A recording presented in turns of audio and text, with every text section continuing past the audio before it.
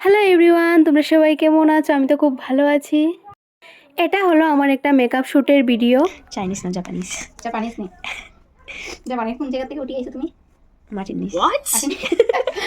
এই শ্যুটটা করিয়েছিলাম 2024 ডিসেম্বর মাসে। আর আমি আমার মিষ্টি মডেলের সাথে খুব ভালোভাবে খুশি মজা করে কাজ করছি। তো আমরা সেদিন কি কি করলাম সব কিছু দেখতে হলে তোমাদেরকে পুরো ভিডিওটা দেখতে হবে। আর আমার এই মেকআপটা কেমন হয়েছে অবশ্যই সবাই কমেন্টে জানিয়ে যাবেন।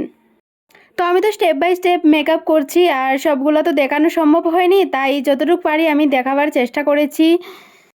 ওখানে আমি ফাউন্ডেশন ব্লেন্ড করছি। ফাউন্ডেশন ব্লেন্ড করার পর আমি কনসিলার লাগিয়ে দেব। তারপর আমি কনসিলার লাগিয়ে কনসিলারটাও সুন্দরভাবে ব্লেন্ড করে নেব। যাদের যাদের আমার কাজ ভালো লেগে থাকে তারা অবশ্যই বিশ্বাস করে আমাকে বুকিং করতে পারো তোমাদের স্পেশাল দিনের জন্য। 2025-এর বুকিং শুরু হয়ে গিয়েছে, তো তোমরাও তোমাদের স্পেশাল দিনের জন্য তাড়াতাড়ি আমাকে বুক করে নাও।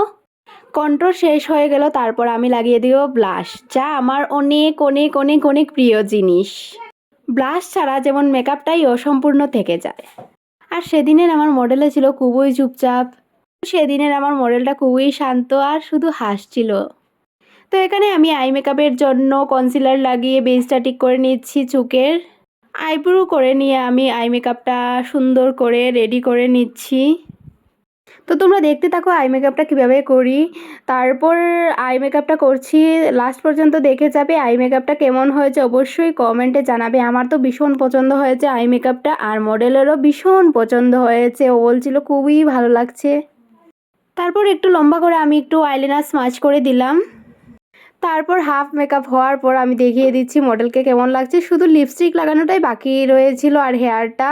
তো কেমন লাগছে অবশ্যই কমেন্টে জানাবে। আর ও সুন্দর করে পোজ দিচ্ছিল, আর আমরা খুবই হাসি মজা করে কাজ করেছিলাম। ও খুবই হাসছিল। আমারও ঠিক মনে নেই এখানে কী নিয়ে এত হাসাহাসি করছিলাম, এখন দেখে আমার নিজেরই অনেক অনেক হাসি পেয়ে যাচ্ছে। তারপর এখানে হেয়ারের কাজটা শুরু করে দিলাম, ফ্লাওয়ারও লাগিয়ে দিলাম, দেখো কেমন লাগছে। তারপর হেয়ারের সামনে একটু কার্ল করে দিলাম, হেয়ার স্প্রেটা দিয়েছিলাম। তো এখানে জুয়েলারি সব কিছু লাগিয়ে দিলাম, কিন্তু আমি ভুলেই গেছি আমি একটা টিকলি এনেছিলাম ওর জন্য। এই টিকলিটা লাগানোর কথা আমি একদমই ভুলে গেছি। তারপরে এই মডেল পোজ দিচ্ছিল, কিন্তু টিকলিটা লাগানোর পর ওর লুকটা যেন অনেক অনেক চেঞ্জ হয়ে গিয়েছিল। তারপর ফটো তোলার জন্য ফটোগ্রাফার এসে গিয়েছিল। তারপর চলে গিয়েছিলাম কিছু আউটডোর ফটো নিতে, সন্ধ্যাও হয়ে আসছিল। তারপর বাড়িতে এসে আমার মনে পড়লো, হায় রে আমি তো টিকলি লাগাইনি। তারপর টিকলি খুঁজতে খুঁজতে পেয়েছি। তারপর টিকলি লাগিয়ে আবার শ্যুট করেছিলাম। কিছু ইনডোর শ্যুট নিয়ে নিল ফটোগ্রাফার। তারপর তো মেকআপ উঠিয়ে তারপর তো শ্যুট শেষ, মেকআপ উঠানোর পালা। তো ও তো চেহারা দেখাতেই চাচ্ছিল না, আমি ওকে জুড়ে ভিডিও করেছিলাম। তো ভিডিওটা এখানেই শেষ করলাম। তো টাটা বাই বাই, আবার দেখা হবে নেক্সট ভিডিওতে।